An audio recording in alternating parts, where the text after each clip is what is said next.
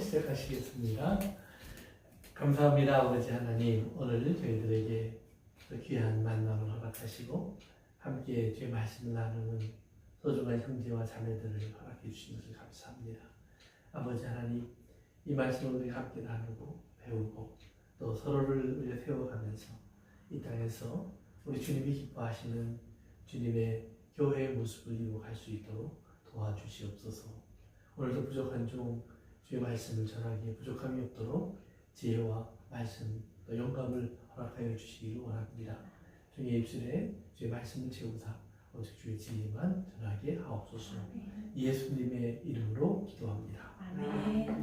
그래요. 우리 요한계시록 3장 우리 말씀 읽고 시작하겠습니다. 우리 빌라델피아 교회에 주신 말씀부터요, 라오디게아 교회에 주신 말씀까지 3장 7절부터 우리 마지막 절까지 오늘 제가 한 절, 여러분 한 절 우리 교독해서 읽습니다. 빌라델피아 교회의 사자에게 편지하라. 거룩하고 진실하사 다윗의 열쇠를 가지시니 곧 열면 닫을 사람이 없고 닫으면 열 사람이 없는 그가 이르시되 볼지어다 내가 내 앞에 열린 문을 두었으되 이는 닫을 사람이 없으리라. 내가 내 행위를 아노니 내가 작은 능력을 가지고도 내 말을 지키며 내 이름을 배반하지 아니하였도다. 보라, 사단의 회당 곧 자칭 유대인이라 하나 그렇지 아니하고 거짓말하는 자들 중에서 몇을 내게 주어 그들로 와서 내 발 앞에 절하게 하고 내가 너를 사랑하는 줄을 알게 하리라. 내가 나의 인내의 말씀을 지켰은즉 내가 또한 너를 지켜 시험의 때를 면하게 하리니 이는 장차 온 세상에 임하여 땅에 거하는 자들을 시험할 때라. 내가 속히 오리니 내가 가진 것을 굳게 잡아 아무도 내 멸류관을 빼앗지 못하게 하라.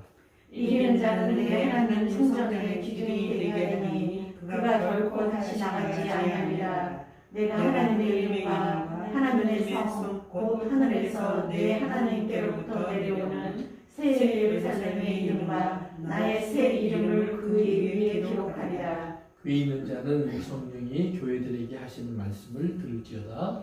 아멘. 계속해서요. 라오디게아 교회의 사자에게 편지하라. 아멘이시오. 충성되고 참된 증인이시오. 하나님의 창조의 근본이시니까 이르시되 내가 내 행위를 아노니 내가 차지도 아니하고 뜨겁지도 아니하도다. 내가 차든지 뜨겁든지 하기를 원하노라. 내가 이같이 미지근하여 뜨겁지도 아니하고 차지도 아니하니 내 입에서 너를 토하여 버리리라. 내가 말하기를 나는 부자라 부유하여 부족한 것이 없다 하나 내 곤고한 것과 가련한 것과 가난한 것과 내 눈먼 것과 벌거벗은 것을 알지 못하는도다. 내가 너를 권하노니 내게서 불로 연단한 금을 사서 부유하게 하고 흰옷을 사서 입고 벌거벗은 수치를 보이지 않게 하고 안약을 사서 눈에 발라보게 하라. 무릇 내가 사랑하는 자를 책망하여 징계하노니 그러므로 내가 열심을 내라 회개하라. 볼지어다 내가 문 밖에 서서 두드리니 누구든지 내 음성을 듣고 문을 열면 내가 그에게로 들어가 그와 더불어 먹고 그는 나와 더불어 먹으리라. 이기는 그에게는 내가 내 보좌에 함께 앉게 하여 주기를 내가 이기고 아버지 보좌에 함께 앉은 것과 같이 하리라. 귀 있는 자는 성령의 교회들에게 하시는 말씀을 들을지어다. 아멘. 네, 오늘 강남의 라오디게아 교회까지 맞춰볼 수 있도록 하겠습니다. 그래서 우리 지난 시간에 빌라델피아 교회에 대한 이야기를 하다가 다 제대로 정리를 하지 못하고 좀 급하게 마쳤는데요. 좀 빌라델피아 교회를 조금 복습하면서 시작합니다. 빌라델피아 교회.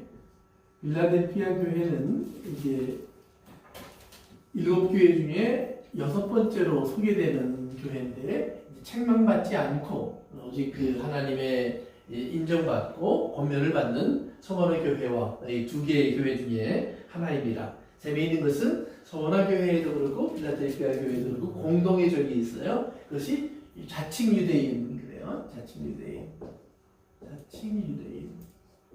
유대인인데 그것은 하나님은 사단의 회당 그래요. 회당이라는 말은 모임이라고 생각하시면 됩니다.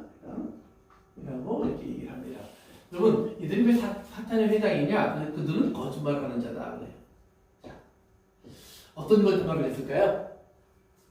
하나님이 거짓말하는 놈들 이렇게 말할 정도로 그러니까 무슨 거짓말을 해줄까요? 그걸 알면 내가 왜 여기 앉아 있겠습니까? 다들 그러시는 거가 소리가 이렇게 막 들리는 건데요. 네. 요한복음 8장 44절 한번 읽어봅시다. 요한복음 8장 44절.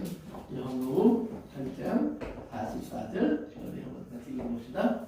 너희는 너희 아비 마귀에서 났으니 너희 아비의 욕심대로 너희도 행하고자 하느니라. 그는 처음부터 살인한 자요 진리가 그 속에 없으므로 진리에 서지 못하고 거짓을 말할 때마다 제 것으로 말하노니 이는 그가 거짓말쟁이요 거짓의 아비가 되었습니다.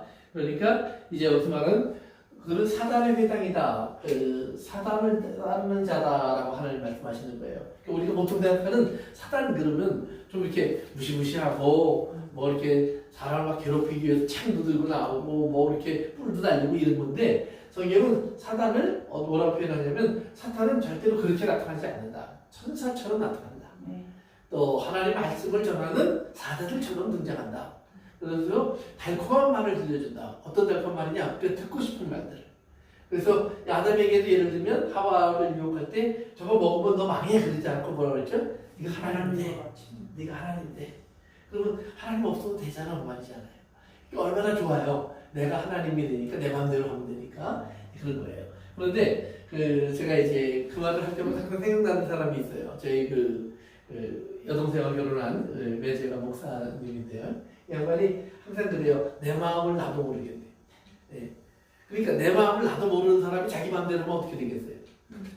말도 안 되는 일들이 일어날 거 아니에요. 근데 하나님은 확실히 아세요.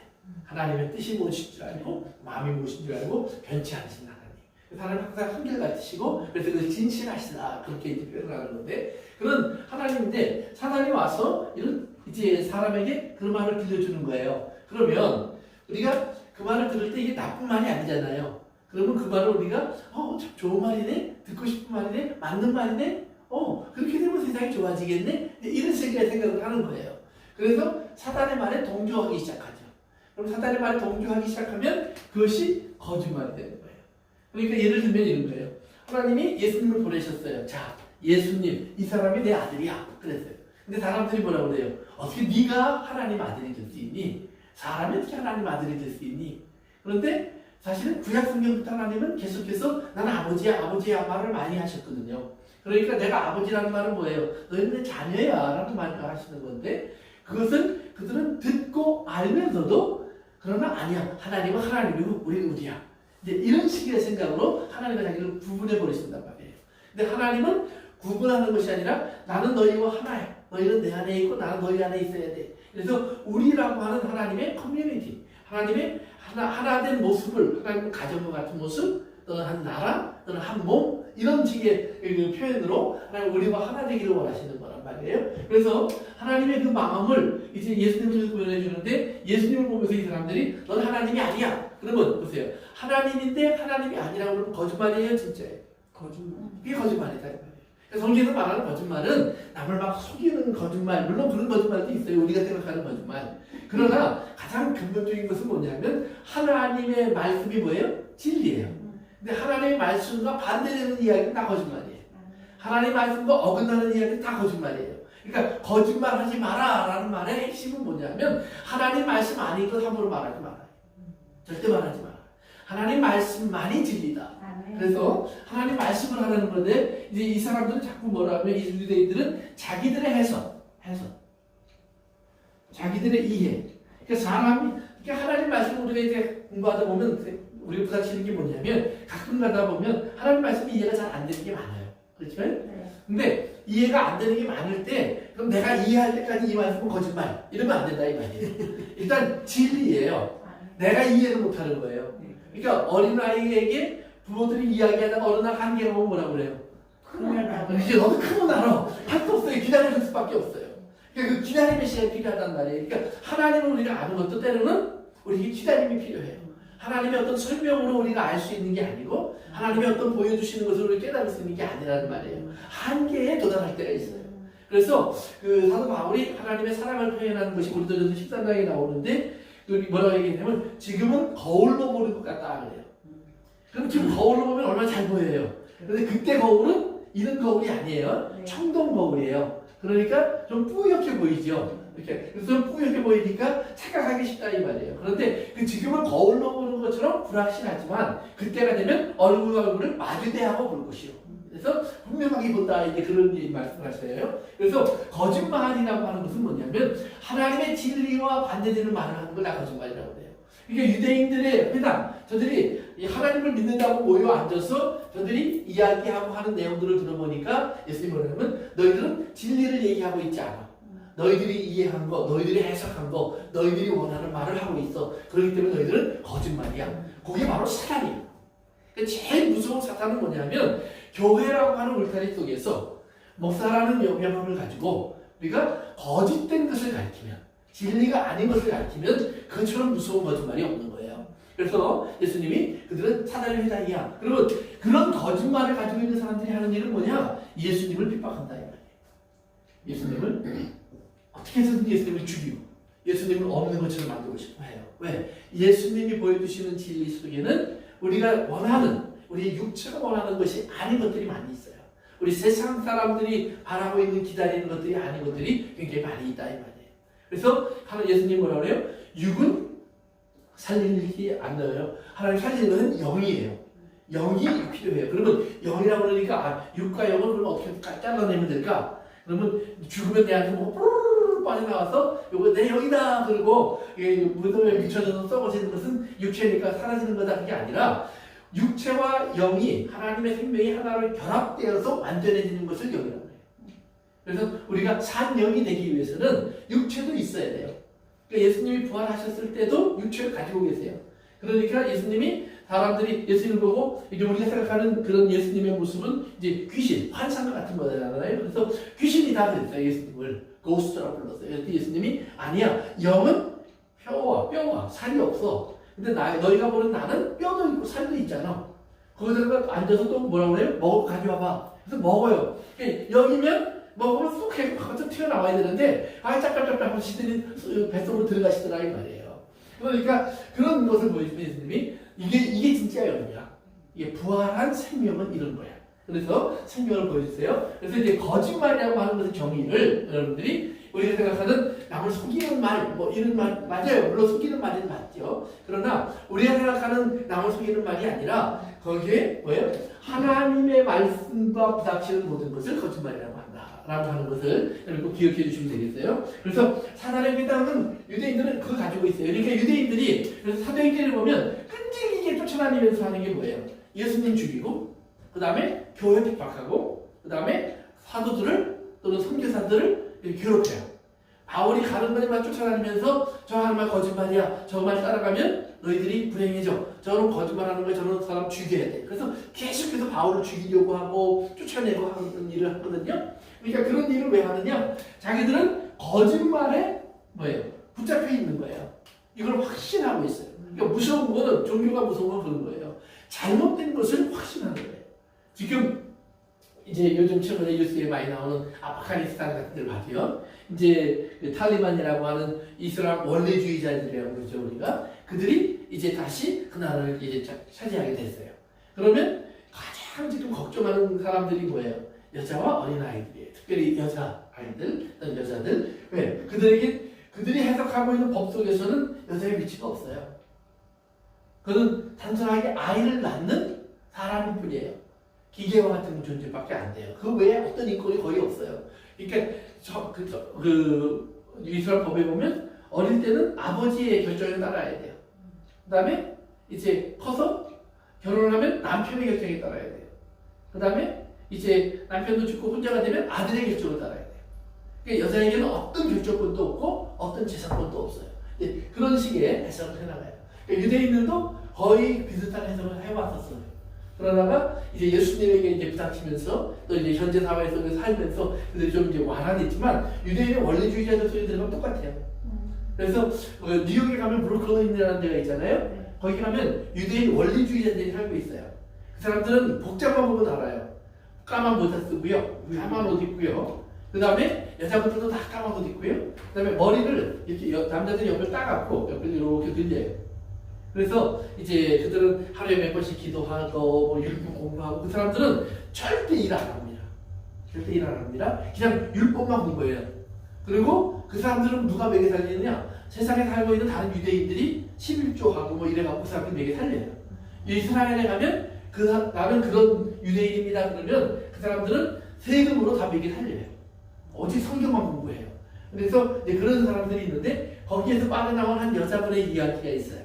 그분이 이제 그런 환경 속에 살다가 우연히 네덜란드 쪽으로 이제 여행을 한번 갔다가 거기에서 자기가 자유라는 걸 처음으로 깨닫기 시작해요.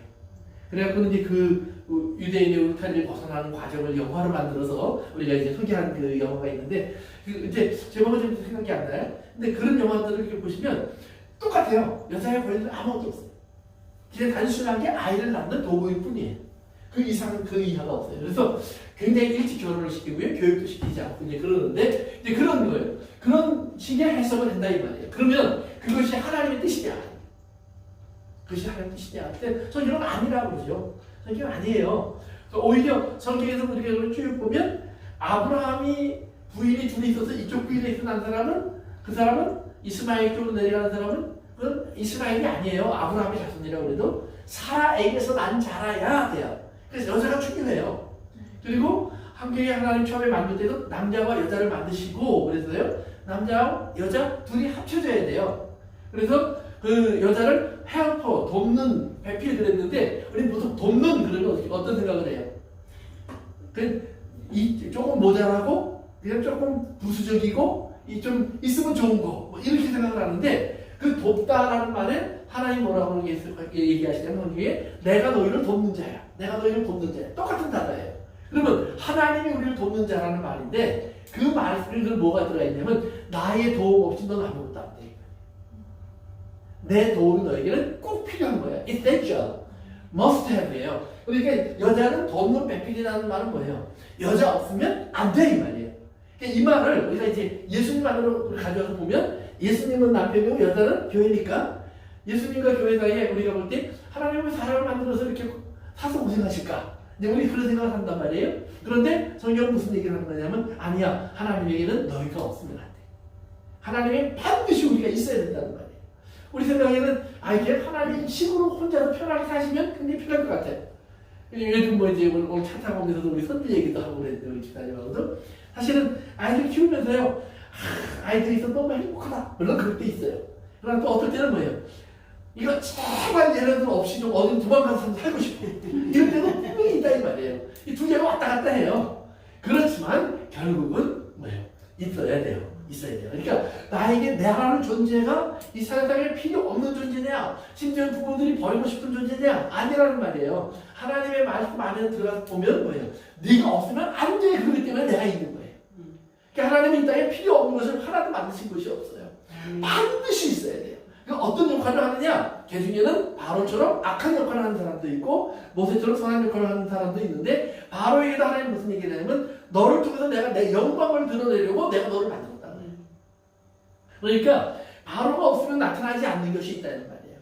모세를 갖고는 다 나타나지 않는 부분들이 있어요. 그런 식으로 하나님 반드시 여러분들이 한 사람씩 있어야 된다는 사실을 선포하시고 꼭 있어야 된다고 말씀하시는 것을 기억하시길 바라요. 그래서 이제 그 필라델피아 교회나 서머나 교회 가장 하나님 앞에 바른 교회를 괴롭히는 건 누구냐? 가장 하나님의 사람이라고 스스로 얘기하는 자칭 유대인이에요. 그러면 자칭 유대인은 왜 그러면 자칭 유대인이냐? 우리 한 군데만 보고 갑시다. 로마서 2장을 한번 가보세요. 로마서 2장 28절과 29절 이제 그 앞에 바울이 다른 설명을 하다가요 28절 29절 같이 있습니다. 시작. 무릇 표면적 유대인이 아니요 표면적 육신의 할례가 아니니라. 오직 이면적 유대인이 유대인이며 할례를 마음에 할지니 영에 있고 율법 조문에 있지 아니한 것이라. 그 칭찬이 사람에서가 아니요 다만 하나님에게서니라. 그러면 여기서 표면적 유대인이라는 게 뭘까요? 표면적 유대인. 겉으로 나타나는. 그렇죠. 겉으로 나타나 보이는 모습이 유대인이에요. 그럼 겉으로 나타나는 모습이 유대인이란 말은 뭐예요? 할례를 해냈고, 그다음에 아버지가 아브라함부터 이렇게 쭉 족보 속에 내가 있고, 그러니까 육체적으로 나는 유대인으로 태어난 거예요. 그것은 표면적 유대인이래요. 그런데 바울이 그런 유대인은 성경에서 말하는 진짜 유대인이 아니야. 진짜 유대인은 뭐예요? 육신의 할례가 아니라 뭐예요? 마음의 이면 막 속에 보이지 않는 곳의 할례를 받아야 돼. 즉 마음의 할례를 받는 사람이 진짜 유대인이야. 그럼 마음의 할례를 받는 사람은 누구냐? 이제 성경이 거기 로마서에 보시면 다 나와요. 그는 바로 예수 그리스도로 말미암아 세례 받는 사람. 예수 그리스도의 이름으로. 그래서 예수 그리스도의 이름으로 세례를 받는 사람은 마음의 할례를 받아서 이 안에 하나님의 사랑이 들어와 버리는 거예요. 그래서 하나님의 사랑을 알게 되니까 하나님을 아버지라고 부르고 하나님을 아버지라고 부를 수 있는 사람이 진짜 유대인이야. 예수님 그 말을 해요. 그래서 이제 그 로마서 9장, 10장, 11장 여러분 가서 또 이제 보시면 성경을 한번 읽어보세요. 거기 보면 바울이 유대인에 대해서 자세한 설명을 해요. 자, 아브라함에서 태어난 사람들이 있잖아. 그런데 다 아브라함의 후손이라고 안 부르고 하나님이 오직 이삭의 후손만 하나님이 이제 유대인이라고 부르는데 그 이유가 뭐야? 이삭은 원래는 태어날 수 없는 아이예요. 엄마가 아이를 낳아서 없는 사람이었습니다. 그런데 하나님의 약속, 말씀으로 태어나요. 그러니까 약속의 씨앗이 이스라엘이야. 말씀으로 태어나야 돼요. 그래서 성경에 예수 믿는 사람들은 뭐예요? 물과 성령으로 거듭난 사람. 그럼 물과 성령으로 거듭났다는 말은 뭐냐면 하나님의 말씀으로 거듭난 사람 이 말이에요. 그러면 말씀은 뭐냐? 씨앗이에요. 말씀의 씨앗. 그래서 씨앗이 들어와서 우리 안에 네가 어떤 사람인지 내가 보여줄게. 그래서 우리에게 보여지어서 나타나게 한 것이 바로 나라는 말은 하나님의 사람된 모습이다 이 말이에요. 그래서 물과 성령으로 거듭난 사람, 위로부터 태어난 사람, 하나님의 말씀으로 거듭난 사람. 이것을 이제 성경은 하나님의 약속의 사람이라고 그래요. 두 번째는 그 다음에 또 거기서 보시면 뭐라고 하냐면 모든 사람들이 있지만 여러 사람들이 있지만 지난주에 소개한 것처럼 그 중에서 난 하나님의 아들이 되고 싶어요. 저요 이런 사람이 되는 게 아니라 하나님 너 골라내는 사람이라고. 그래서 원하는 사람, 달려가는 사람, 열심히 있는 사람으로 되는 것이 아니라 하나님의 택하심으로 되나니. 그런데 하나님의 택하심을 보면 참 어떨 때 보면 답답하다 이 말이에요. 왜 그런 사람을 골랐을까? 그런데 그 골랐 사람이 누구냐? 이제 지난주에 설교할 때 얘기한 것처럼 하나님이 마지막 때 돌아오는 사람들의 특징이 뭐예요? 장님, 말 못하는 사람, 못 듣는 사람, 저는 사람, 가난한 사람 이런 사람들이거든요. 그러니까 이런 사람들의 특징을 가지고 있어야 돼요. 그러면 이런 사람 특징을 가지고 있는 사람이 뭐냐? 실제로 태어나기를 그렇게 태어난 사람들이 있어요. 그러나 하나님은 그걸 통해서 뭘 말씀하냐면 영적으로 우리가 보아야 할 것인데 보지 못하고 들어야 할 것인데 듣지 못하고 알아야 할 것인데 알지 못한다. 그 이야기가 잠깐 우리 다시 오늘 읽은 요한계시록으로 가보세요. 요한계시록 라오디게아 교회 얘기를 잠깐 넘어갑시다. 라오디게아 교회 얘기로 넘어가셔서 이제 18절, 19절, 17절, 18절 이렇게 보세요. 내가 말하기를 나는 부자라 부요하며 부족한 것이 없다 하나 내 곤고한 것과 가련한 것과 눈먼 것과 벌거벗은 것을 알지 못하는도다. 내가 너를 권하노니 내게서 불로 연단한 금을 사서 부요하게 하고 흰옷을 사서 입어 벌거벗은 수치를 보이지 않게 하고 안약을 사서 눈에 발라 보게 하라. 그러죠? 그러니까 거기서 무슨 얘기를 하냐면 이 라오디게아 교회는 굉장히 부자인 교회예요. 오늘날만 하면 그냥 정말 뭐 백만장자들이 꽉 차 있는 교회예요. 그래서 건물도 훌륭하고 거기 안에 있는 사람들도 세상 사람들이 볼 때에도 좀 부러운 사람들이 다 앉아있고 성공한 사람들이 가득 차 있고 사람도 많이 모이고 하는 그런 교회니까 교회 속에 들어가 보니까 사람들이 정말 살만해, 세상은 이래, 하나님의 은혜가 좋은지 모르겠어, 순전히 이런 얘기만 해요. 정말 내가 못 살겠어, 정말 너무 힘들어, 죽을 것 같아, 괴로워, 너무 아파, 막 이렇게 곤고해, 목말라, 배고파 이런 소리가 안 들린다 이 말이에요. 그러니까 이들은 그게 하나님 복이야. 예수 믿으면 이렇게 돼야지. 뭐 이제 이런 식의 얘기를 한다는 말이에요. 그런데 예수님이 뭐냐면 너희들이 지금 말하는 건 뭐냐면 다 세상 얘기하는 거야. 그렇게 세상적으로 아무리 잘나고 부유하고 한다고 그러지만 너희들 한번 이렇게 벗겨봐. 옷 벗어봐. 너희들 몸이 어떤지. 그래서 곤고하다 그 말은 뭐냐면 문둥병처럼 사방에 헐데 사방에 튀겼다는 말이에요. 온몸이 헐었다는 말이에요. 그래서 거지 나사로와 부자의 얘기에 보면 거지가 부잣집 앞에 던져져 있는데 부자는 맨날 잔치해요.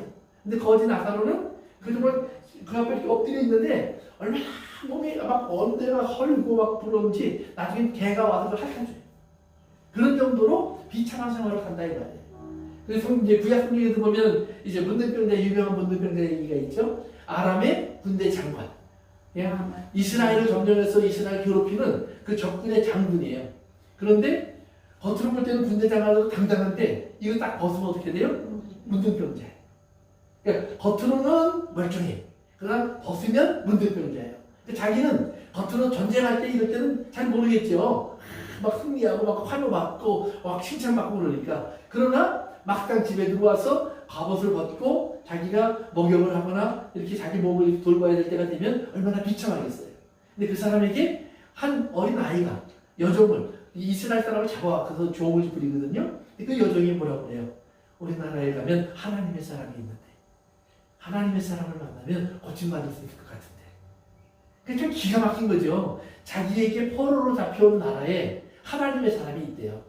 그러면 자기네 나라나 지키지. 근데 이런 생각을 하는 게 아니에요. 이 말을 듣고는 이 나만이 목이 말라져요. 그래서 이스라엘 찾아가요. 그리고는 제가 찾아갈 때 많은 선물. 그러니까 자기가 군대 장관이니까 가져갈 수 있는 게 얼마나 많겠어요. 그러나 왕이 그래 가서 고쳐주고 와. 내가 너에게 이런 것도 베풀어주고 편지 써줄게. 그래서 왕이 너무나 고쳐달라고 편지까지 보냈으니까 이건 뭐 정말 당당한 거죠. 그래서 딱 문 앞에 와서 여봐라. 그러니까 이제 종이 나와서 누구십니까? 난 나만인데 니네 주인 좀 불러라. 그 주인이 나오지도 않고요. 그 문둥병 낳고 싶으면 저기 요단강에 가서 목욕 7번 하고 가라고 그래라. 근데 가서 이렇게 보니까 흙탕물이에요. 자기네 나라에는 유브라데스 강, 우리나라는 한강이 흘러가고 있는데 이 흙탕물에 가서 목욕하려는 거예요. 그러니까 아니 우리나라에 목욕할 데가 없어서 내가 여기 와서 목욕해야 되니? 그러니까 또 종들이 붙잡아요. 여기까지 왜 오셨습니까? 누구 얘기 듣고 오셨습니까? 뽐내라고 오셨습니까? 그러니까 그 말을 듣고 내려가서 목욕을 하죠. 근데 7번째 물에 들어가서 나오는데 어린아이의 피부처럼 변해요. 그러니까 그때 비로소 돌아와서 잠깐 무릎 꿇고 아무것도 내가 드릴 게 있다는 말을 못해요. 왜? 그걸 살 수 없는 것을 알았어요. 그래서 엎드려서 그저 내가 이제부터 하나님의 사람이 되겠습니다. 하나님의 사람이 되겠습니다. 그리고 돌아가는 거예요. 그러니까 이런 걸 얘기하는 거예요. 지금 권고하다라는 말은 뭐예요? 온몸에 내가 이렇게 돼 있는데 지금 너는 아람의 군대 장관처럼 떵떵거리고 부자 옷 입고 지가 잘난 척 그렇게 살고 있는 거야. 근데 그 말을 해주는 거예요. 너 열어봐. 그러면 네 안에 넌 정말 불쌍한 사람이야. 가련하다는 말은 불쌍하다는 말이에요. 그런데 그걸 네가 왜 몰라? 네가 눈이 멀어서 못 보다.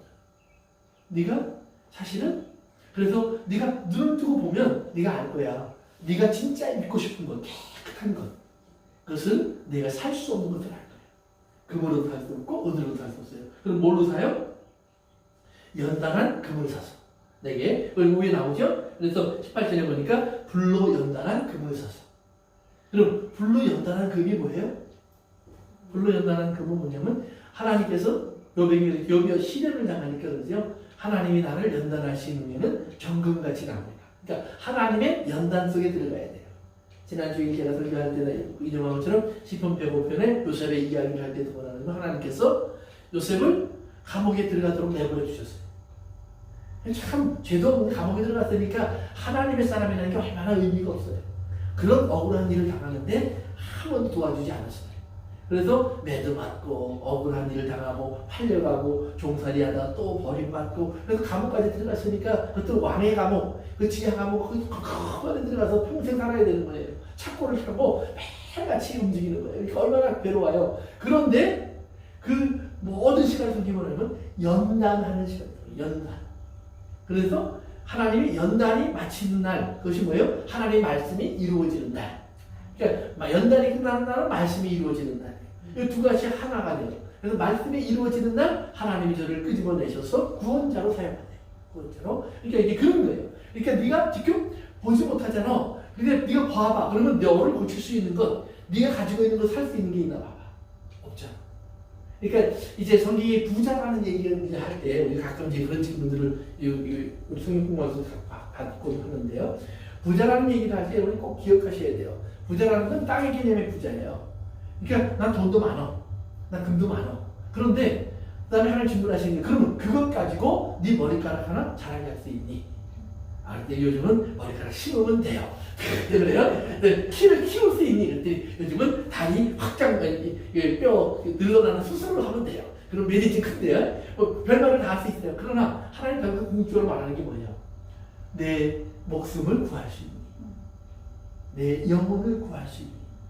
내 영혼의 더러움을 씻어낼 수 있니? 아무것도 없지? 그걸 할 수 없잖아. 네가 그 돈으로 할 수 있다고 생각했던 것을 할 수 없잖아. 그러면 무엇이 할 수 있니? 나를 믿어. 믿음만이 할 수 있는 거야. 그러면 뭐예요? 그 믿음을 얻기 위해서 이제 내가 갈 수 없는 데는 돈으로 갈 수 없구나, 믿음으로 갈 수 있구나. 믿음이 들어와서 돈은 놓고 가야 되는데 이렇게 믿음이 들어왔는데 돈은 어깨에 매죠. 그래서 하나님 이거 놓고 갈 수 없어요. 가지고 갈 거예요. 가지고. 왜? 그 다음부터 말이 바뀌어요. 하나님을 위해서. 그런데 하나님 위해서 가지고 가는 사람은 나 아직 잘 못 봤어요. 대부분은 자기 위해서 가지고 가요. 왠지 필요할 것 같아. 뭘 위해서? 육체를 위해서. 물론 하나님께서 무조건 다 버려라 그러지는 않아요. 그러나 우리가 항상 하나님 앞에서 이것이 내려갈 수 있는 사람이 돼야 돼. 내려갈 수 있는 사람. 그래. 이것은 내가 여기서 버릴 때야. 지금은 버릴 때야. 이거 놓고 갈 때야. 놓고 갈 때야. 놓고 갈 때야. 그러니까 이번에 또 그 얘기에서 자꾸 그 얘기를 하게 되네요. 요즘 뉴스에 자꾸 보다 보니까 아프가니스탄 대통령 했던 사람이 급하게 도망가서 어떻게 했다고 그래요. 돈을 차 4대 싣고 갔는데 헬리콥터에 타다 보니까 돈을 다 못 가져가겠어요. 너무 무거워서. 아니면 사람을 떨어뜨려야 되는데 어떤 사람을 떨어뜨리겠어요. 그래서 그 사람이 의리가 있어. 나 같으면 경비원 하나 타고 돈 가져갔을 것 같은데 그래서 경비원 데리고 가고 돈 묻다 놔두고 올라갔다는 거예요. 갔다는 거예요. 결국 놓고 가요. 그 사람이 그 나라 가면 결국 그 돈 누가 다 뺏어갈 사람들 기다리고 있어요. 다 알아서 가져갈 거예요. 그러니까 참 바보 같은 거예요. 내가 가지고 가면 내 것일 것 같지만 안다 이 말이에요. 그런데 나를 가져갈 수 없는 사람들이 있어요. 내 걸 뺏기지 않는 게 있어요. 뭐예요? 예수님의 손 안에 있는 거. 하나님의 손 안에 있는 거. 그래서 우리가 지킬 것은 그거예요. 우리는 다른 거 지키는 게 아니에요. 주님의 손 안에 있는 나를 주님이 지켜주시는 것을 믿음으로 지켜나가는 거예요. 그래서 꼭 기억하시기 바라요. 다시 올라갑니다. 그래서 필라델피아 교회 이제 보면 하나님께서 이런 원수 얘기를 한 다음에요. 그러면 내가 이 원수에게서 너를 지키고 있다는 것을 내가 증거해 줄게. 서머나 교회에서는 뭐라고 얘기했냐면 그 원수들이 너를 죽일 거야. 몇 사람을. 그래요. 그렇지만 그 기간은 열흘이야. 이렇게 기간을 정해 주셨거든요. 그런데 여기서는 뭐냐면 그 사람 중에 몇 사람이 내 옆에 와서 무릎 꿇을 거야. 그러니까 무릎 꿇다 말은 승리하는 모습을 경험하게 해줄 거야 이 말이에요. 그래서 예수님이 돌아가신 다음에 이스라엘 제사장들이 돌아와서 예수 믿는 사람들이 생겨요. 또 바리새인들 중에 돌아와서 예수 믿는 사람들이 생겨요. 그래서 이제 그런 식으로 과거엔 교회를 핍박했던 사람이 바울 같은 사람이 돌아와서 교회를 위하여 일하는 사람이 되고 하나님을 찬양하는 사람이 된다. 이제 그 얘기를 해주시는 거예요. 그러면서 이제 그 밑으로 내려갑시다. 이제 10절에 보시면 같이 한번 읽어볼까요? 시작. 3장 10절이요. 3장 10절 시작. 내가 나의 내 말씀을 지켰은즉 내가 또한 너를 지켜 시험에 너를 면하게 하리니 이는 장차 온 세상에 임하여 땅에 권한 자들을 시험할 때라. 인내의 말씀에 대해서 설명을 했으니까요. 이거 잊지 마세요. 이게 인내하라는 말씀이 아니라 내가 인내해서 이룬 말이란 말이에요. 그래서 나는 누구라고 그랬죠? 예수 그리스도. 예수님이 십자가 지기까지 우리를 참으시고 그 길을 걸어가시는 예수님의 말씀. 이렇게 복음을 말하는 거예요. 그러면 이 복음이에요. 근데 이것을 그게 뭐라 해요? 지켰다 그러죠? 지켰다. 이 지켰다는 말이 뭘까요? 이걸 잘 이해하셔야 돼요. 지켰다. 영어는 keep. 변질되지 않고 이루신 거? 그렇죠. 변질되지 않도록 잘 보존했다. 보존했다는 말이에요. 보존했다. 간직했다.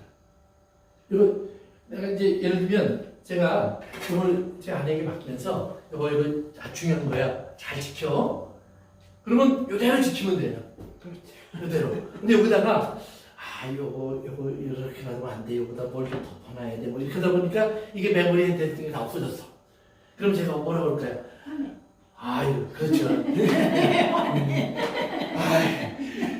그 다음은 안 보여줄게요. 안 보시는 게 목사를 이해하는 도움이 돼.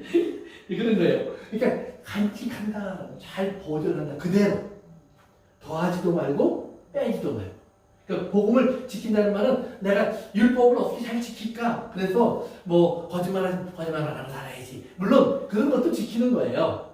그러나 그것은 뭐예요? 그걸 지킨다는 말은 율법의 모습을 내가 그대로 간직하고 있다는 말이지.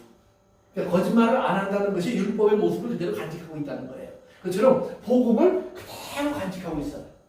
더하지도 말고 빼지도 마라. 그래서 그 다음에 보면 이런 말이 나와요. 11절에 보세요. 11절. 내가 속히 오리니 네가 가진 것을 굳게 잡아. 그러죠? 내가 가진 것을 굳게 잡아. 그래서 우리가 이미 앞에 성경에서 봤으니까 그 사대 교회도 뭐라 그래요?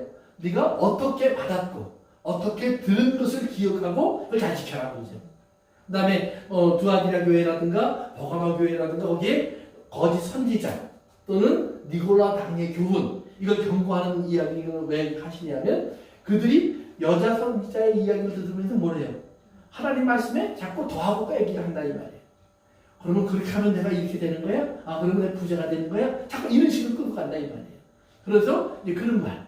또 하나는 뭐예요? 하나님 나라의 상급을 위해서 이렇게 하고 이렇게. 그러면 우리가 보세요. 예수 믿으면서 우리가 서로 사랑해. 죽도록 사랑해. 그런데 하늘나라 가서는 나는 왕 되고 너는 종 될 거야. 이게 사랑이에요? 그건 이용이죠, 이용. 이용이에요. 그러니까 그건 사랑이 아니에요. 내가 정말 사랑하는 거면 하늘나라에서 나를 높여준다면 하나님 아니에요. 저 사람 높여주세요. 이게 사랑이죠. 그래서 성경에 하나님의 나라는 뭐예요? 큰 자가 작은 자를 섬긴다 이렇게 돼 있어요. 그러니까 그러면 이 땅에서만 그런 식으로 살다가 하나님 나라 가니까 딱 뒤집혀져갖고 그냥 갑자기 또 내가 저 밑바닥에 가서 벌벌벌 기고 다니는 게 아니에요. 거기서도 그렇게 귀히 여김을 받는다.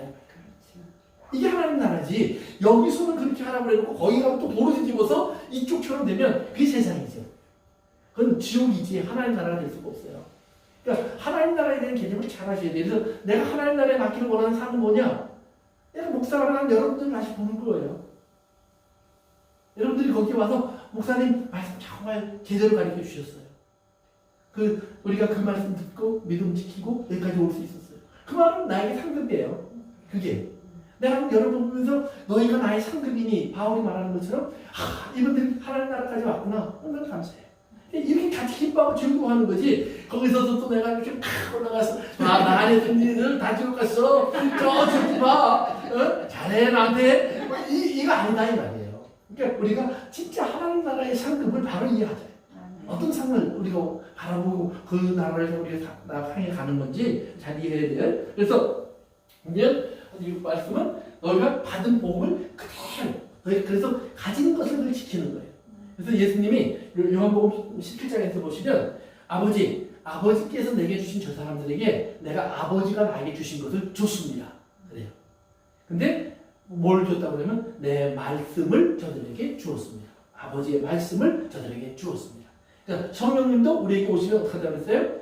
예수님을 증언할 수 있는 그 증거의 자리로 우리를 옮겨주시면서 하나님의 진리 가운데로 인도하신다. 진리 가운데로 인도하신다. 그 말씀 가운데로 우리를 인도해 가시는 거예요. 그러니까 우리가 성령 받으면 천국이 보일 거야. 뭐 지옥이 보일 거야. 뭐 이렇게 또 무슨 내 미래가 보일 거야. 이러지 마시자 이 말이에요. 하나님이 그런 일들을 어쩌다 하실 수 있어요. 뭐 다 아니다 이건 아니에요. 그러나 다 맞는 것도 아니다 이 말이에요. 네, 그건 얼마든지 귀신들도 장난할 수 있고요. 악한 영들도 우리에게 그런 혼돈을 줄 수 있어요. 여러 번 제가 얘기하지만 이단들 치고요. 이단의 지도자가 된 사람들 치고 자기들이 하나님이 아니라 귀신에게 이끌렸다 이런 사람 한 사람도 없어요. 하나님이 내게 와서 말씀하셨다는 겁니다. 성령이 내게 와서 감동 줬다. 나에게 환상을 보여줬다. 땅을 팠더니 금판이 나왔다. 뭐 이런 얘기 한단 말이에요. 그러니까 거기에 속지 않기 위해서는 아무리 금판이 나왔어도 이것이 하나님 말씀 안에서 증명되지 않으면 버려야죠. 버려야죠. 근데 그걸 잡고 자기가 정말로 금자리에 올라갈 수 있다고 생각하니까 그걸 붙잡고 있는 거예요. 그러니까 우리가 그렇게 하면 안 된다는 얘기예요. 그래서 이제 뭐라면 너희가 이 말씀을 그대로 지키면 어떻게 돼요? 하나님도 너희를 왜? 환난의 때 이제 중요한 말이 나옵니다. 환난의 때. 환난의 때인데 어떤 환난의 때냐? 온 세상이 겪는 환난의 때예요. 그럼 이걸 뭐라고 부를까요? 우리가요. 큰 재앙의 때. 이게 큰 재앙이 올 때. 근데 우리가 10절에 읽었지만 뭐라 그랬어요? 내가 너희를 지켜 큰 환난의 때를 뭐해요? 면하게 해준다. 면하다. 면하다. 영어로는 이렇게 돼 있어요. keep out of the trouble. 큰 환난으로부터 너희들을 끄집어내서 보호해주고 있을게. 그런데 여기도 요 킵이 똑같은 단어예요. 아까 여기 말은 보존이에요. 내가 너희를 잘 보존해줄게 그래요. 그럼 그 말을 이해하기 위해서 우리 요한복음으로 한번 갑니다. 요한복음 17장 13절부터 읽습니다. 시작. 지금 내가 아버지께로 가오니 내가 세상에서 이 말을 하옵는 것은 그들로 내 기쁨을 그들 안에 충만히 가지게 하려 함이니이다. 내가 아버지의 말씀을 그들에게 주어 싸움에 세상이 그들을 미워하여 싸우니 이는 내가 세상에 속하지 아니함 같이 그들도 세상에 속하지 아니함으로 인함이니이다. 내가 비옵는 것은 그들을 세상에서 내려가기를 위함이 아니요 다만 악에 빠지지 않게 보존하기를 위함이니이다. 내가 세상에 속하지 아니함 같이 그들도 세상에 속하지 아니하였사옵나이다. 아멘. 그래서 거기 15절에 보면 내가 본 것은 그들은 세상에서 뭐예요? 데려가다 그 말이에요. Take out of the world. 똑같은 단어예요. 이 out of. 그러니까 여기서 keep 대신에 take를 쓰는 거예요. 세상에서 더 트러블이 있는 세상에서 하나님 take out of the world. 다른 나라로 데려가 주세요 이 말이에요. 그런데 예수님 뭐라고 해요? 내가 비옵는 것은 이렇게 해달라고 하는 게 아닙니다 그러죠. 그리고 뭐라고 해요? 악에 빠지지 않게 keep out of the evil 이렇게 되어 있어요. keep out of the evil. 똑같은 단어를 쓰는 거예요. 그들을 악으로부터 구원해 주세요. 그런데 여기서 이 evil이라는 말이 이제 문법적으로 말하면 소유격이에요. 이 악이 가지고 있는 것들, 악의 소유가 되는 것들. 그럼 악의 소유는 뭐예요? 악은 우리에게 물론 거짓말, 이렇게 어려움 또는 유혹, 시험 이런 것들을 줄 수 있잖아요. 그 다음에 그 악이 하나님이 준비해 놓으신 것이 있어요. 뭐예요? 죄악, 심판. 하나님이 이런 것들을 준비해 놓으셨다는 말이에요. 그러니까 이것이 올 때가 있어요. 그러면 이제 여기서 이제 우리가 좀 휴거나 이런 말하고 좀 생각해봐야 될 몇 가지 있어서 잠깐만 우리 보고 갑시다. 마태복음 24장에서도요. 하나님이 무슨 말씀을 하시냐면 여러 가지 재앙들을 쭉 리스트를 만들어요. 그리고 이런 일이 있어야 할 거야. 그런데 아직 끝은 아니야. 끝은 아니야. 그럼 그런 일이 있을 때 우리는 바깥에 나와 있다는 말이에요? 아니면 그 안에 있다는 말이에요? 안에 있다는 말이에요. 이런 일들이 쭉 있는데 너희가 그런 일을 다 경험할 거야. 그런데 아직 끝은 아니야. 그러면서 이제 땅 끝까지 복음이 전파되어야 그제야 끝이 올 거야. 이제 그 말을 로마서에서 제가 전에 주일날 얘기한 것처럼 이미 땅 끝까지 복음을 전파됐어. 그럼 그 말을 써요. 그러니까 땅 끝이라는 말은 모든 사람들에게 복음을 듣도록 하나님이 허락하신 시간부터 이미 땅 끝이에요. 그러니까 그 사람들이 그러면 다 들었느냐 못 들었느냐 뭐 우리 할아버지 못 듣고 돌아가셨는데요. 우리 증조 할머니 못 듣고 돌아가셨는데요. 하나님 그 시대에 그 사람들에게 맞게 하나님이 그들을 판단하는 기준이 다 있어요. 그건 여러분이 걱정할 얘기 아니야. 그러니까 그건 여러분들은 지금 듣고 난 다음에 사람으로서 걱정을 하셔야지 듣기 전에 사람으로 걱정하실 필요가 없다 이 말이에요. 듣기 전에 사람들에게는 바울도 설교하면서 그래요. 하나님이 세상을 다 경계를 정하시고 시절을 정하시고 식물이 나고 자라게 하시고 뭐 이런 것을 하면서 하나님 계신 것을 알게 하셨다.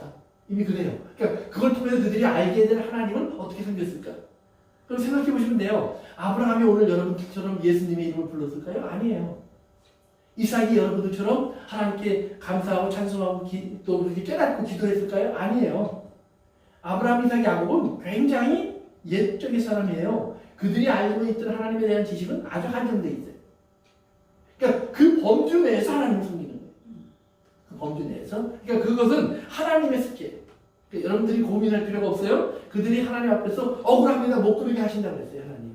이건 하나님이 하신다고 했어요. 그 다음에 그래서 이렇게 악이 빠져 보존하는 건데 그럼 그런 일이 있어야 한다? 그 다음에 하나님 뭐라고 하시냐면 마태복음으로 가봅시다. 24장 15절부터 보세요. 15절부터 시작. 그러므로 너희가 선지자 다니엘이 말한 바 멸망에 가증하는 것이 거룩한 곳에 선 것을 보거든 읽는 자들은 깨달을진저 그때 유대에 있는 자들은 산으로 도망할지어다. 아멘. 그때 유대인들은 뭐 하라고 그랬어요? 산으로 가라. 그러니까 그 도시 안에 머물러 있지 말고 피하라 하는 얘기해 주시는 거예요. 그러니까 그 말은 뭐예요? 그들에게 이런 일이 올 때 하나님이 경고하시는 것은 뭐냐면 그럴 때 그들 무리 속에 있지 말고 그들이 말하는 성이라는 것은 결국은 옛성, 즉 예루살렘, 옛 종교, 그들이 가지고 있는 관습과 전통에 머물러 있는 신앙, 거기에 머물러 있지 말고 산으로 피하라. 하나님 준비하신 피난처가 있다는 거예요. 그래서 요한계시록으로 가서 보세요. 요한계시록 이제 앞으로 공부할 내용들이지만 12장 한번 갑시다. 12장에 가서 보시면 한 여자에 대한 이야기가 나와요. 근데 어떤 여자냐? 아이를 낳은 여자예요. 근데 어떤 아이를 낳느냐? 하나님의 아이를 낳은 여자예요. 하나님의 아이. 그러니까 이것은 뭐예요? 뒤에 나오는 17장, 18장에 나오는 음료랑 다른 거예요. 두 여자의 이야기가 나오는데 12장, 13장에는 하나님의 아이를 낳은 경건한 여자, 즉 마리아, 사라 이런 사람들로 상징되는 여자의 모습이 있어요. 그들이 아이를 품어요. 그들이 낳는 아이가 누굴까요? 예수님이에요. 그러니까 예수님을 품고 있는 교회, 그걸 상징적으로 말하는 거예요. 근데 그 6절로 가시면은 그 여자가 이제 아이를 낳는데요. 6절로 가세요. 시작. 그 여자가 광야로 도망하니 거기서 1260일 동안 그를 양육하기 위하여 하나님께서 예비하신 곳이 있더라. 그렇죠? 그 아이를 낳아서 이제 그 아이를 키워야 되는데 어디로 가야 되느냐? 하나님이 예비하신 광야의 피난처. 천국 아니에요. 이해되시죠? 네. 이게 천국이 아니에요. 이게 하늘나라로 올라가서 휴 하는 거 아니란 말이에요. 그 환란이 올 때 지금 짐승이 지금 괴롭히려고 접근하고 있어요. 저를 이제 괴롭히려고 하늘에서 쫓겨나서 그때 이 하나님께서 여자에게 자 네가 그 당시에 그때 아이를 갖게 되고 아이를 잉태해서 아이를 낳게 되는 사람이 될 거야. 근데 그때 짐승이 너를 괴롭히려고 할 때 내가 너를 위해서 피난처를 예비해 둔 곳이 있어. 그리로 너희는 오면 돼. 그래요? 그럼 어떻게 가느냐? 14절 내려가야 돼요. 14절. 12장 14절. 시작. 그 여자가 큰 독수리의 두 날개를 받아 광야 자기 곳으로 날아가 거기서 그 뱀의 낯을 피하여 한 때와 두 때와 반 때를 양육받음에. 그래요? 거기까지만. 그러니까 보세요. 그때 옮겨가는 방법은 뭐예요? 하나님 날개를 달아서 옮겨주신다. 그러니까 날개를 달아서 옮겨주신다고 하니까 진짜로 날개가 이렇게 쭉 태어나가고 내가 독수리 저렇게 날아가냐? 그건 아닐 거예요. 그건 아닐 건데 이제 여러분들이 나중에 이제 우리 그때 가서 공부할 때 가서 보겠지만 에스겔서나 이런 데 가서 보시면 하나님이 이렇게 또 담아서 옮겨주시는 모습도 나오고 그래요. 이제 그래서 이렇게 하나님이 옮겨주신다라는 개념을 독수리의 날개가 나서 날아가게 하리라 이런 표현을 쓰신 거예요. 그러니까 그럼 공동적인 게 뭐예요? 하나님 다 준비해 두신 것이 있어요. 피난처가 있다 이 말이에요. 그러니까 우리는 그때가 되면 피난처로 가야 돼요. 어디서? 도시에서 나와서. 그러니까 도시에서 나오려니까 클리브랜드를 도망가서가 아니라 그 잘못된 옛 종교, 이스라엘이 말하는 사단의 회당과 같은 이런 시스템 속에서 나와서 그 무리 속에서 나와서 너희들 더 이상 선교의 시간이 끝났어. 전도의 시간이 끝났어. 이제는 옮겨가야 돼. 그래서 잠깐 피난해 있어. 근데 그 기간이 뭐예요? 1260일, 한때, 두때, 반때 이래요. 1 더하기 2 더하기 1 해요. 그래서 3년 반이죠. 이걸 이제 1년, 2년, 반년 이렇게 해요. 그래서 합치면 1260일이 이렇게 나오는 거예요. 이스라엘은 365일이 없어요. 361이에요.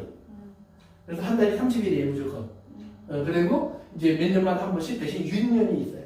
그래서 2달씩 이렇게 들어오는 그런 달들이 있어요. 그 날짜를 맞춰가요. 그래서 이렇게 하는데 이건 이제 다니엘서부터 시작되는 이야기. 똑같은 얘기가 반복돼요.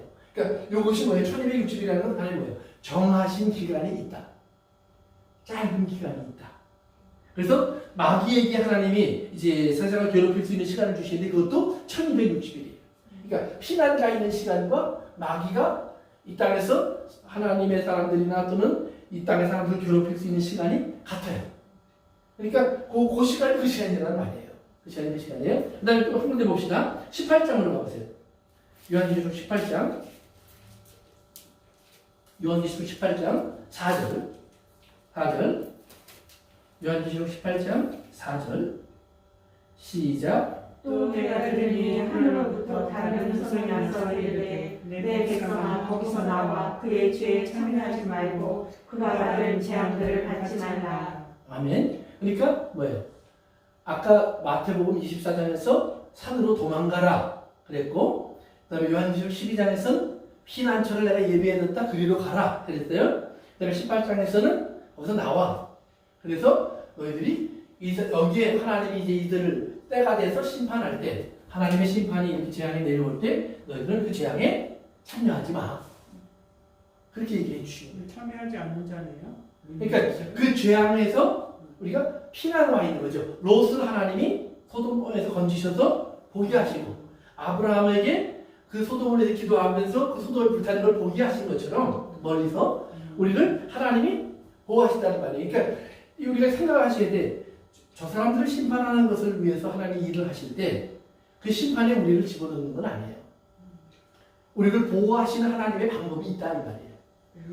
어떻게 보호하시는지 때 그때 비유로 예. 내가 말씀해 주셨던 것이 마찬가지예요. 애굽의 재앙이 내릴 때 하나님이 애굽의 재앙이 내릴 때 함께 경험한 것들이 있어요. 그렇지만 또한 동시에 그 해받음을 허락하지 않으셨죠. 그러니까 예를 들면 캄캄한데 이스라엘이 있는 데는 빛이 있었다 그래요. 예를 들면 뭐 온몸에 병들이 났는데 이스라엘 사람들이 가지고 있는 갖춤은 병들지 않았다 이 말이에요. 왜? 하나님이 미리 그들에게 들고 나가지 마 그랬어요. 그러니까 중요한 거예요. 들고 나가지 마 그랬는데 들고 나갔으면 이스라엘 사람들도 그렇죠. 당하는 거예요. 네, 네. 그런데 나가지 마 그랬더니 피난처가 여기구나. 그래서 머물러 있었던 사람들은 괜찮았는데 나간 사람들은 애굽이나 이스라엘이나 가리지 않고 다 떨어졌다 이 말이에요. 그런 거예요. 우박이 떨어졌을 때도 마찬가지로 이런 식으로 하나님께서 반드시 하나님의 사람들에게는 뭐예요? 피할 것을 주신다라고 분명히 얘기하는 거예요. 피할 것을 주신다. 그러니까 그런 하나님의 마지막 무서운 진노 속에서 우리는 이제 그 진노를 어떻게 하면 피할까 하다가 공중으로 올라가면 돼. 그래서 찾아보니까 뭔가 이렇게 갖다 붙일 수 있는 게 있어. 예를 들어 나팔 소리가 나면 올라간다는데 큰 나팔 소리가 7나팔 중에 7번째 나팔이라면 마지막 나팔 소리가 제일 큰 소리니까 큰 나팔 소리가 7번째 나팔이라면 7번째 나팔 안에 마지막 7 대접이 다 들어가 있어요. 7번째 7개의 심판이. 그러니까 그 큰 소리가 나면 그 심판은 다 내려오는 거고 그때 하나님 잠시 우리를 보호하고 계시는 거고 그리고 그 보호가 끝나면 다시 한번 어떤 일이 벌어져요. 여기 보니까 우리 20장으로 가보세요. 이거 이제 이해하는 좀 도움이 될 거예요. 나중에 다시 한번 공부하면 잘 이해가 되실 거예요. 20장 9절 가보세요. 거기 뭐 천년왕국 얘기가 나오고 그 다음에 이제 다시 마귀를 잠깐 풀어놓는다 이런 얘기가 나와요. 그 앞에 그 다음에 9절 시작. 그들이 지면에 널리 퍼져 성도들의 짐과 사랑하시는 성을 두루매 하늘에서 불이 내려와 그들을 태워버리고. 그래요. 그래서 마지막으로 이제 한 번 더 전쟁에 대한 묘사가 되는데 성도들의 진이라고 하는 곳이 있어요. 성도들의 진. 이게 피난처겠죠. 성도들 하나님 피난시켜 놓으신 것. 예를 들면 그런데 이걸 또 다른 말을 뭐라고 불렀어요? 하나님의 사랑하는 성. 이게 하나님의 사랑하는 성이에요. 하나님 사랑하는 성은 뭐예요? 하나님의 사랑하는 자들에 있는 곳이겠죠. 그렇죠? 하나님의 사랑하는 사람들의 성 또는 이건 하나님의 교회 이렇게 말 상징할 수도 있죠. 그런데 마지막 때 뭐예요? 곡과 마곡 그 출신의 사람들이 즉 이방인들이 여기 둘러싸서 여기를 공격해서 죽이려고 하더라 이 말이에요. 죽이려고 하더라. 그런데 재밌는 거는 이스라엘 사람들이 알고 있는 하나님의 사랑하는 성은 어딜까요? 예루살렘이에요. 예루살렘. 그들은 거기에 하나님의 산을 말하지 않았었나요? 이거 아까 도망가는 얘기고 이스라엘 사람들, 유대인들이 알고 있는 하나님의 사랑하는 성은 어디냐? 예루살렘이에요. 그들은 왜 예루살렘이니까 거기 성전도 있고 그래서 거기서 모여서 예배드리고 그리고 자꾸 온단 말이에요. 그런데 요한계시록이 쓰여지기 전에 어떤 일이 있어요? 로마가 이스라엘을 쳐들어왔어요. 그래서 예루살렘을 이렇게 둘러쌌어요. 그래갖고 예루살렘을 공격하니까 예루살렘에 있는 하나님의 교회는 빠져나갔어요. 그 당시에 성경에 보면 그 역사를 보면 그런데 유대인들이 그냥 머물러 있었어요. 왜? 이스라엘 교회는 예수님이 나와서 산으로 가라고 했으니까 피난을 간 거예요. 그런데 유대인들은 볼수분자들은 머물러 있었단 말이에요. 그런데 이걸 둘러싸서 처음에 보사작전을 하다가 나중에는 이제 공격을 하기 시작하는데 성을 높이 쌓았고요. 쳐들어왔어요. 그래서 이스라엘을 전멸시켜요. 그래서 하루에 몇만 명이 죽고 정말 예루살렘 시내에 강물이 핏물이 강물처럼 흘렀다 이제 그런 표현을 할 정도로 수많은 사람이 죽음을 당하고 포로로 잡혀가고 참혹하게 되고 성전이 파괴돼요. 근데 오늘 하나님은 마지막 절에서 요한계시록 20장에서 성도들의 진 하나님의 사랑하는 성은 딴 거야. 거기 이방인 쳐들어오면 그때는 내가 쳐들어갈 거예요. 하늘에서 불을 내려서 이들 갈면 넘치리라. 그래서 여러분들이 이제 그런 걸 통해서 우리가 알 수 있는 게 뭐냐면 하나님께서 우리에게 재앙을 면하게 해주신다. 요 면하다는 말이 참 이게 애매한 말이에요. 근데 면하다라는 말 자체가 사실은 성경에 없어요. keep이에요. keep. 지키다. 재앙에서 너희를 지켜줄게. 그래서 keep이라는 단어인데 거기서 보존해줄게, 보호해줄게, 요 간직해줄게 이 말을 이렇게 한국 사람들 번역을 하면서 면하다라는 면을 쓴 거예요. 그런데 영어 성경을 보면 다 keep out of evil 이렇게 돼 있을 거예요. 그래서 좀 더 정확한 의미를 알 수 있을 거고. 그래서 절대로 이것이 이 구절이 휴거에 대한 구절 아니다. 그럼 목사님 마태복음에 두 사람이 밭을 가다가 한 사람 데려가면 우리는 그걸 휴거라고 생각한단 말이에요. 그럼 뭐예요 그러면? 그 다음에 나오는 말이에요. 피난가라는 말 다음에 나오는 말인데 한번 생각해 보십시오. 자 이제 그것도 두 가지 해석이 있는데요. 데려가는 것, take away 그래요. 데려가는 사람이 구원받는 사람일까요? 남아있는 사람이 구원받는 사람일까요? 데려가는 사람. 어디로 데려가는데요? 하나님 나라로. 그 각도가 조금 바꾸면 take away는 저기들 서들어와서 잡아가는 사람들, 포로로 끌려가는 사람. 남아있는 사람들은 성경에 보니까 뭐예요? 나머지들은, 남아있는 자들은 하나님이 구원받는 사람이 됐습니다. 성경 그렇게 해석할 수도 있어요. 두 가지의 해석이 다 있어요, 사실은. 그러나 한 가지 분명한 건 뭐예요? 거기서 똑같은 일을 하고 있다가 한 사람은 구원받고 한 사람은 구원받지 못한다 이 말이에요. 근데 남아있는 사람이 보호받은 사람이냐? 데리고 간 사람이 보호받은 사람이냐? 그럼 데리고 갔다는 말을 여러분들이 이렇게 해서 일로 옮겨줬다는 말을 표현하는 거예요. 그러면 독수리가 우리를 옮겨준 것처럼 하나님 우리를 피난처럼 옮겨주셨다라고 볼 수도 있고 또 하나는 환란에 휩쓸려간 사람이고 taken away by the 환란 그렇지? 그 다음에 남아있는 사람은 하나님의 보호 속에서 머물러 있는 사람이고 그럼 우리가 여기까지 안 거는 그 데려가신 거기에 거를 우리는 아니 그렇게 데려가신 것에 초점 맞지 말고 그것이 휴거냐 아니냐 네. 거기에 초점을 맞추시면 휴거는 아니에요. 휴거는 아니에요. 그럼 거기서 지금 목사님 말씀하신 건 남아 있는 사람이 오히려 밖에도 볼 수 있다는 거지. 말 잘 들으세요? 네. 홍수가 왔어요. 홍수에 휩쓸려간 사람이 있고 남은 사람이 있어요. 이러면 누가 사는 거예요? 남은 사람. 그렇죠. 그렇게 보면 남은 사람이 산 거예요. 환란이라는 홍수가 왔는데 휩쓸려 갔어요. 그래서 어떤 사람은 그 환란 속에 휩쓸려 가서 멸망해요. 그리고 남은 사람은 구원받았어요. 반대로 환란이 이렇게 와요. 그런데 미리 하나님께서 우리를 안전한 곳으로 옮겨주셨어요. 산 위로. 그리고 남아있는 사람은 홍수에 휩쓸려 가요. 그래서 남아있는 사람이 멸망할 수도 있어요. 그러니까 어떻게 보느냐에 따라서 그러나 둘 중에 어떻게 보느냐는 상관없이 한 사람은 구원받고 한 사람은 멸망받는다. 그렇게 이해됐어요? 네. 그거 아주 중요한 거예요. 여지까지 그렇게 박혀 있어서 머리에. 그러니까 taken away를 꼭 그 휴거라고 얘기를 시키면 거기에 이제 거기 주소 맞추는데 데려가. 거기다 휴거라는 말을 딱 잊어버리고 taken away가 하나님께서 우리를 미리 마치 롯을 옮겨주신 것처럼 롯이 안 가라고 하니까 성경에 보면 천사들이 손을 잡고 끌어내요. 이제 그런 식으로 하나님 옮겨주신 것일 수도 있고 그래서 나머지 사람이 멸망받을 수 있고 반대로 홍수가 그들을 끌고 가버릴 수 있고 나머지 사람은 구원받을 수 있고 그럼 어떻게 보든지 상관이 없다는 말이에요. 왜? 거기서 강조하는 것은 이 사람은 구원받고 이 사람은 멸망받았다. 그걸 얘기하는 건데 어떤 사람이 구원받았다는 표현이 없어요. 누구는 가고 누구는 남아있다. 이렇게만 남아있어요. 거기서 계속 데려가면 그래서 그것을 이제 뒤에 나오는 다 그 데살로니가서의 또 로마서 15장 데살로니가 전서 또 후서에 나온 그 휴거랑 우리 연결시키는 구절들이 있거든요. 우리 몸이 호련히 변한 데가 하나님께서 우리를 공중으로 데려가시리라. 그것은 모두 다 같이 올라간 거예요. 그렇죠. 그 사람들만 따라가는 게 아니라 모두 다 같이 한꺼번에, 그러니까 한 번은 휴가 있어요. 그런 식으로 말하면 모두 다 같이 부활할 때가 있어요. 그래서 주님을 맞이하고 올라갈 때. 그때가 마지막. 예, 그것이 첫째 부활에 참여하는 거예요. 그때가. 그러나 그것을 우리가 빼고 우리가 생각하는 대로 환란 오기 전에 휴고, 환란 중간에 휴고, 그리고 환란 마치고 그래도 그놈들 좀 고생하다가 이제 휴고. 왜? 우리가 고생할 때 고생 안 했거든. 우리 시험 받을 때 시험 안 받았거든. 예수 안 믿고 뻔뻔한 데 했거든. 그러니까 좀 당해봐야 돼. 그게 복음의 정신이 아니다. 네. 이해되셨어요? 네. 오케이. 그래요?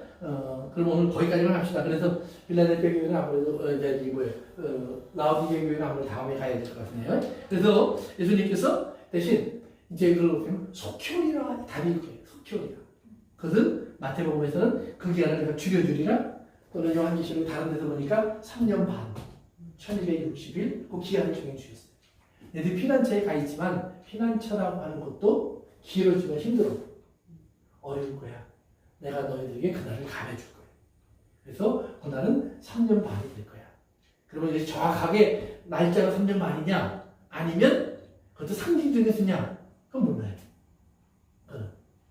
그래서 우리가 그것을 우리가 이제 알 수 있는 건 뭐냐? 하나님께서 반드시 속히 오셔서 우리를 구원해 주신다라고 말하시는 것은 이제 우리 기억해 주셔야 될 말이라는 것을 꼭 기억하세요. 그래서 우리에게 하나님께서는 잘 붙잡고 있으면 너희들이 이기는 사람으로 인정받게 되고, 이기는 사람이 되면 이제 하나님의 성전에 기둥에 이름이 새겨진다고 그랬죠. 그래서 보아스와 야긴, 제가 두 가지 기둥이 있다고 그랬었죠.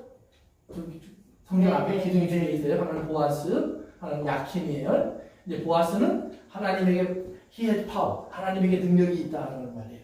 그 다음에 야킨은 he established, 하나님이 세우셨다. 하나님 세우셨다. 그래서 능력이 하나님이 세우셨다. 그것이 성전이라는 말이에요. 그래서 이스라엘은 이 들어가면서 보면서 하나님께서 세우신 것이구나. 하나님께서 이루신 것이구나. 하나님이 우리의 기둥이시구나. 하나님이 우리를 붙잡고 계시는구나. 그리고 들어갔다 나온다는 거예요. 그래서 하나님을 아는데, 그러면 거기 보면 이제 마지막 절에 빌라델피아 교회 하신 말씀 마지막 절에 보면 새 이름 이렇게 나와요. 새 이름.